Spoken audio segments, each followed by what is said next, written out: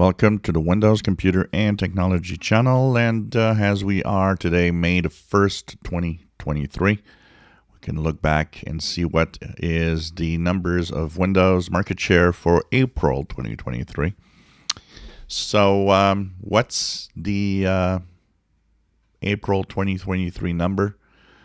This is kind of interesting. We could see that for the latest April numbers, Windows 10 still very dominant at 71.45, but what is interesting is that 2% rise in Windows 11, which is faster than previous months.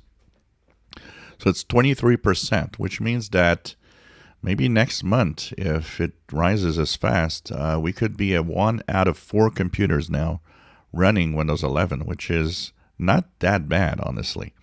It's slow rise compared to Windows 10's rise in the same time period, but it's not bad numbers. It's going to be probably at a decent number.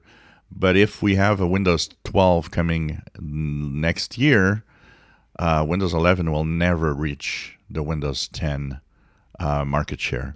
It will, of course, have moved to Windows 12 will start, gaining access. And as soon as Windows 12 will appear, Windows 11 will probably start either staying put or actually waning as the market share will not, gain any more. New PCs will come out with Windows 12 as soon as Windows 12 is released officially. So interesting numbers. And Windows 10 is definitely very high. It did lose a little bit of market share here, but still, if we looked at in March, it was 73.4. It's now 71.4. The 2% seems to have gone to Windows 11. So this is pretty interesting. Of course, steady rise of Windows 11. You could see it here. It's rising every single month. So this is good news, but it's not rising fast enough to ever beat Windows 10, that's for sure. Of course, here we have the big bump of Windows 10 due to Windows 7 machines that had to move on, which moved Windows 10 from 68.8 to 73% at some point.